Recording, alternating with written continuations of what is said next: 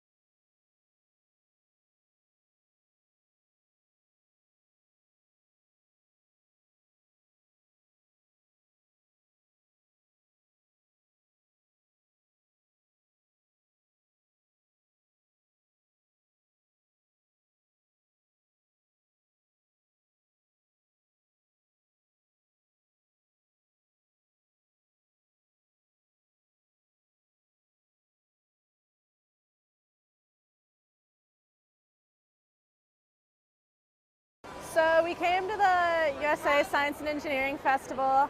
This is the second time I've had the chance to come. And basically we came out to do outreach to the children in the area because there are a lot of students who lack support or good resources for good foundational STEM programs. So activities such as this kind of spark an interest, and our hope is that they then go on to pursue a STEM career or a STEM education in the future. So the Midshipman Science, Technology, Engineering, and Math extracurricular activity is an umbrella organization that encompasses, I believe it's 18 sub-organizations, anything related to science, technology, engineering, and math. And the actual Midshipman STEM ECA itself hosts several outreach events where we go all across the country. I've had the opportunity to go to Detroit, San Diego, Tulsa, Dallas, you name a known area in need that's very underrepresented for STEM education, and we really try to reach that population.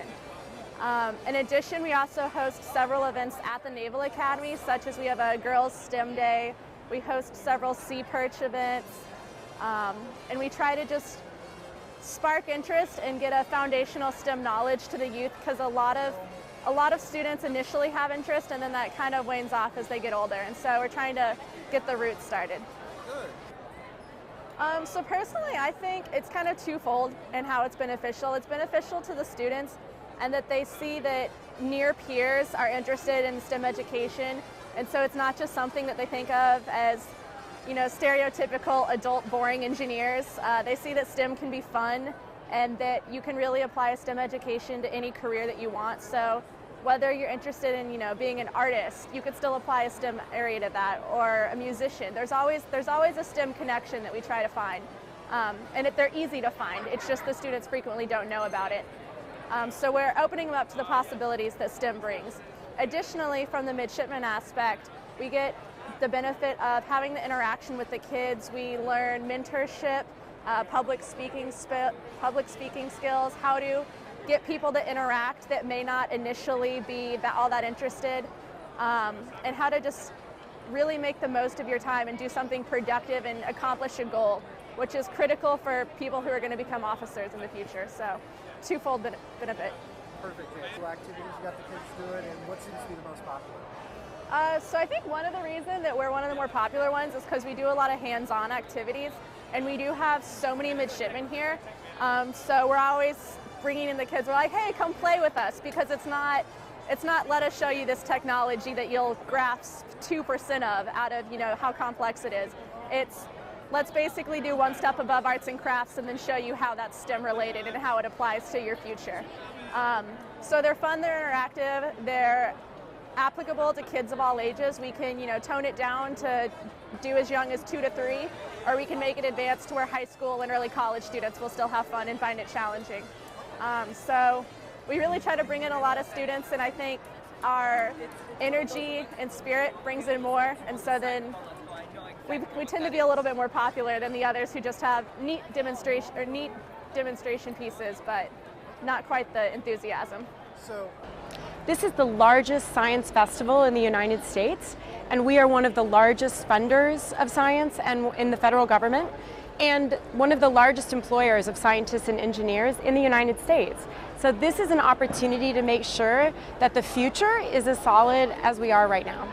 DoD STEM is an opportunity to reach people where they are, to try to find the brightest minds, excite them about DoD science and engineering, and to let them understand there are a lot of ways that you can do science and engineering with the military. Okay. Leave the Air Force out. The Air Force Research Lab is also an amazing part of DoD STEM. For instance, this is something you might have heard about, directed energy. So think about your microwave, right? You can heat up a can of beans. This is actually a way to use microwaves to fly over a building and actually make the computer stop working inside the building. So if you think about wanting to stop someone from hacking you or from doing different kinds of cyber activities, the Air Force Research Lab has actually found a way to just fly over and make the computer stop. So you might think that video games and programming is just something you do for fun, but for us, we want those kids to grow up and know they can be a scientist and an engineer with the Department of Defense and do cool stuff like this. All right, so tell me about the robot behind you. So this is another aspect of DoD STEM, right? The idea that you can see like a robot, like that soldier of the future who's piloting a tank across an incredibly rocky terrain. Here, you have someone on the other side of the curtain who can see just like the robot does, and they're piloting it through a maze, a very complex set of obstacles to make sure you can get it exactly where you want it to be. So it may seem like a toy that you're sort of remote piloting, and that's great. We want you to think about it that way, but it's also the future of national security. And the Army Research Lab, again, is making that happen, right at the forefront of making sure that the warfighter of the future comes home safe. So what you see here is the Naval Research Laboratory really showing us what DoD STEM is. You might see a Millennium Falcon that was 3D printed, that can be piloted by anyone. What we see is the future of the Department of Defense.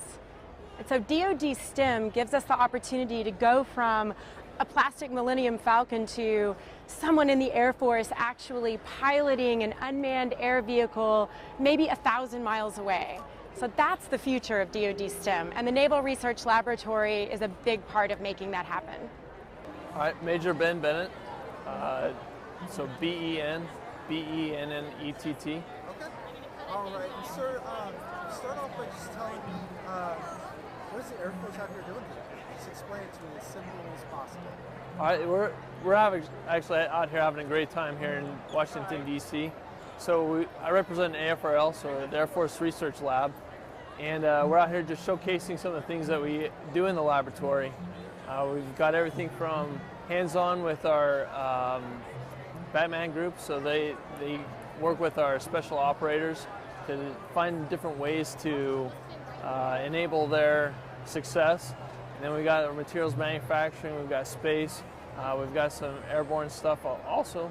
So yeah, we're just out here having a good time showcasing that our stuff. Yeah, no, that's perfect.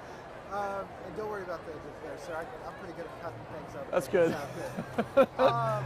So I guess next, tell me, how do you think the kids are receiving all your stuff, and what seems to be the big hit of your little area so far? Oh, the kids out here are great. So I'm finding that anything that they can put their hands on has been fun. So we've got puzzles that they're trying to solve, and they're competing against each other. They're over here building rockets. They're seeing what it's like to be a combat military member. We've got a thermal imaging camera over here, so they walk in front of there, they can see what their whole body looks like. So, you know, all sorts of things. Whatever they can put their hands on and visualize, that's what they're having a fun time with. Cool. So I guess probably the most important question that we have is, why do you feel it's important to have these kids out here and be hands-on like you talked about and learning about this technology? What do you think is important about that? That's a great question. I have found that kids, if they can touch it or see it or hear or have some other sensory input into it, that's what they're going to want them to become. If there's something that we can just touch them and say, this is the future, and if you can see that future, that's where you're going to want to be. And right now, I mean, the Air Force, all the military, we need people that can see the future. If they can visualize it, that's where they're going to want to go. Perfect. That works for me, sir. Sweet. That last answer was awesome, sir. Thanks. Thank you very much. Took me a while to get there. Yep.